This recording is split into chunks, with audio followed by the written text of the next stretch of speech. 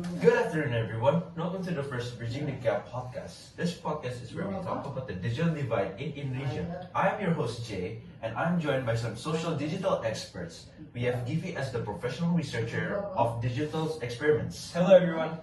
Mr. Abi, who is a sociologist who studies human society, social behavior, and social interactions. Hello. And Raga, who will give comments on discussion and will help out with the entire discussion that we're doing. Hello. I have some questions for Professor Givi.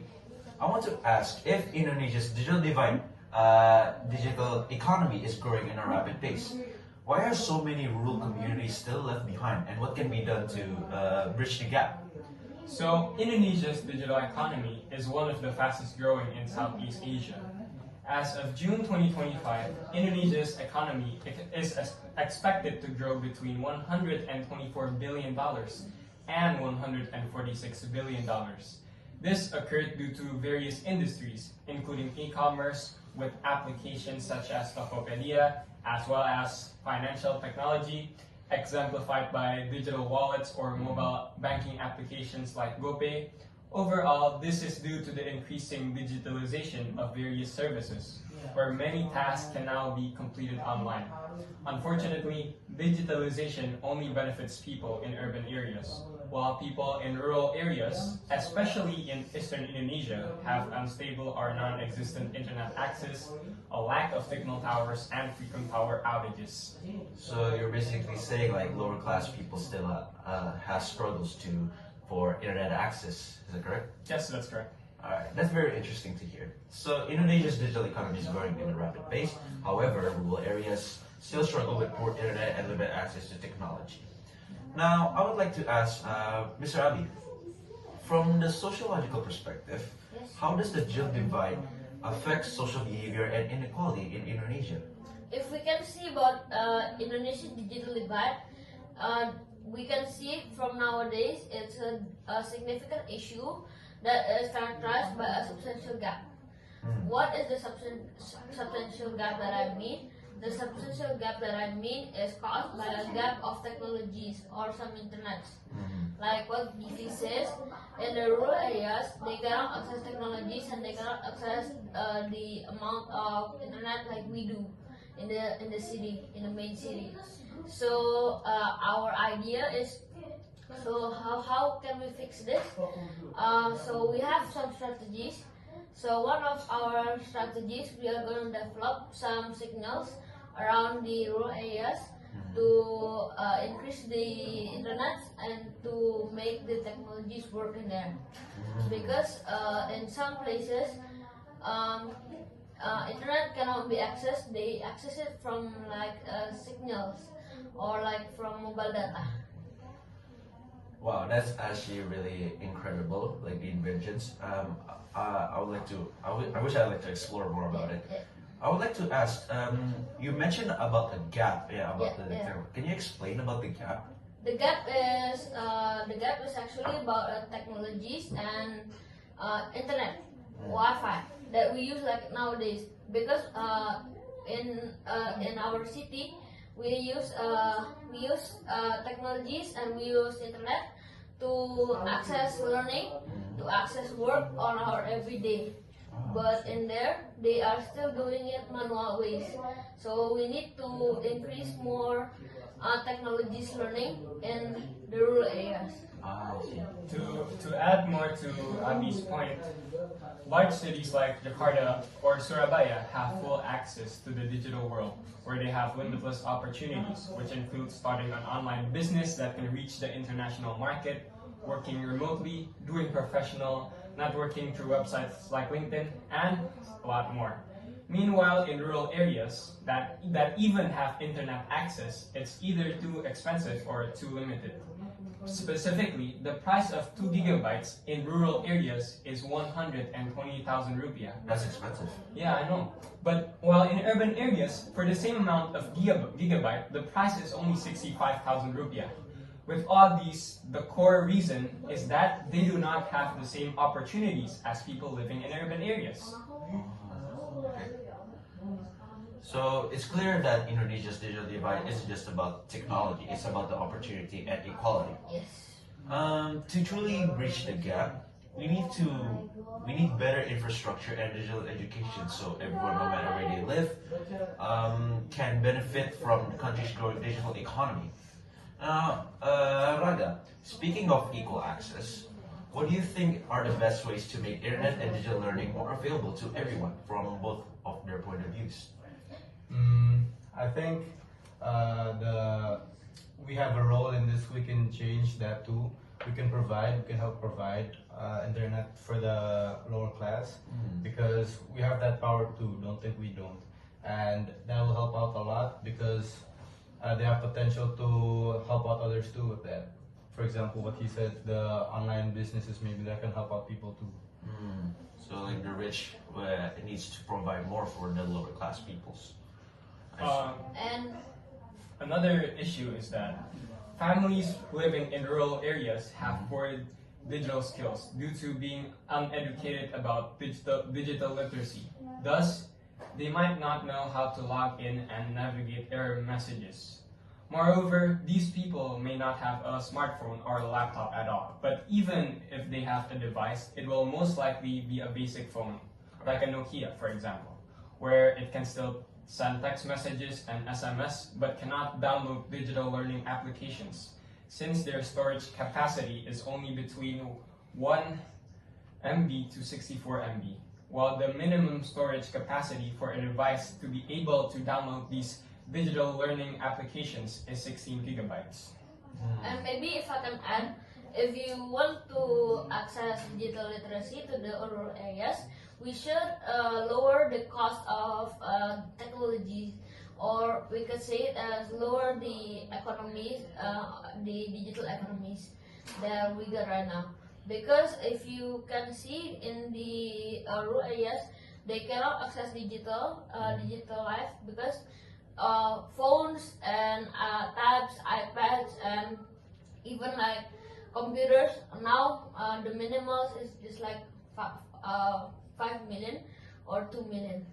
That's why. Moreover, rural Indonesians, they don't know how to generate income digitally. They might know basic skills like texting or calling in WhatsApp, but they have difficulties with things like creating monetized content, affiliate marketing, and understanding digital literacy. This gap exists because schools only teach basic skills, such as on how to use Excel, while online money-making skills like digital entrepreneurship are not being taught at all. Teachers are unfamiliar with digital tools, mainly because the instructions are in English. Secondly, government programs like Merdeka Belajar have only benefit urban areas. I think I've been hearing only the problems. So what are the solutions and what are the major impacts are going to be?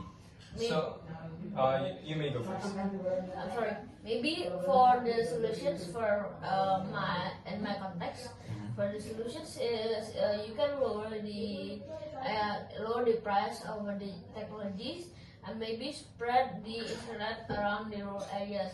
One of the way we can spread the internet to the rural areas is to make a signal tower around the rural areas so they can access it like better than ever. Because but you can make a signal tower but far away from them, because if you are near them you will get like radiation. Alright. To add more to Abi's point about the solution, to solve this issue, Indonesia needs to increase investment in digital infrastructure, which includes internet signal towers, satellite internet, and fiber optic cables. An example is the Palapa Ring Project, which is a government project that helps large cities increase internet speed up to 20 Mbps. Secondly, governments must cooperate with private telecommunications companies like Telkomsel to split the cost of digital infrastructure. Thirdly, massive digital literacy campaigns should exist, where people in rural areas are taught how to generate digital income, such as by selling digital products through Instagram.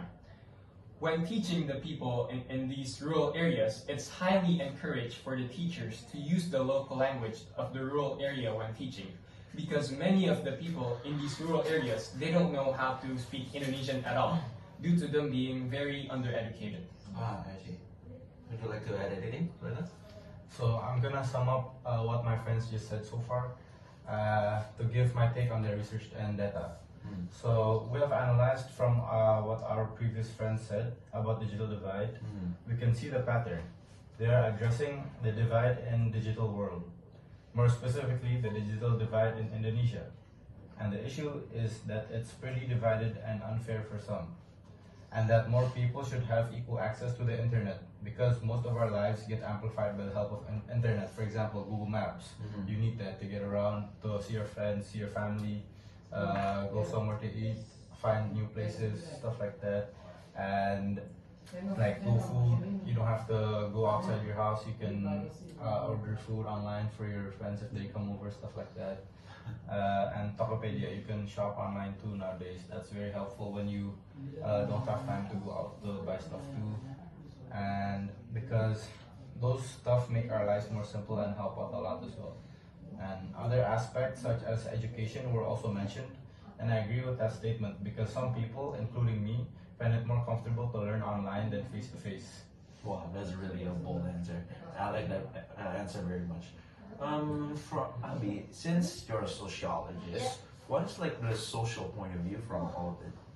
Maybe we have the different perspective of this digital gap, but from the social issues, this can make like if if this issue is not yet fixed, it can be worse. So the people in rural areas cannot access it at all, because we need to access it like in nowadays. Because if we not access it, we cannot update to nowadays. Ah. How long is for all of you gonna tackle this? Maybe like probably like let's say 2050, like 2050, every problem will be solved. How long will it take to tackle all these issues? The It won't be short. It'll take some time, but we can work on that Yeah, it might be long. because we have the resources. We just have to learn how to do it. I see. I think the ideal time is 5 years from now. 5 Yeah. years. Yeah. Yeah. I hope we see a better future in Yeah. let's say I think it's 2030. I hope it's a better future. So I would like to Abba, I think we can all agree that bridging the digital divide is crucial for creating more connected and equal to Indonesia. It's essential that we work together to ensure that everyone, regardless of their location or background, has access to opportunities and resources they need to thrive in the digital age. Since we depend so much on technology, we need to be equal to everyone. In conclusion, the digital divide in Indonesia is a complex issue that requires a multifaceted approach. We need to improve infrastructure, promote digital literacy, and an equal access to the internet.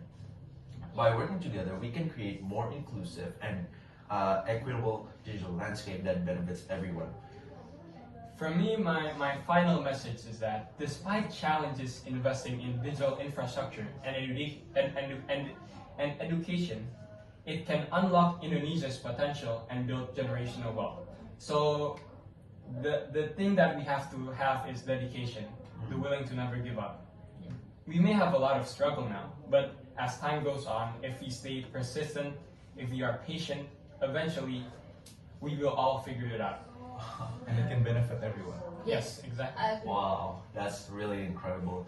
I would like to thank you so much for joining this podcast, and for the people who are watching.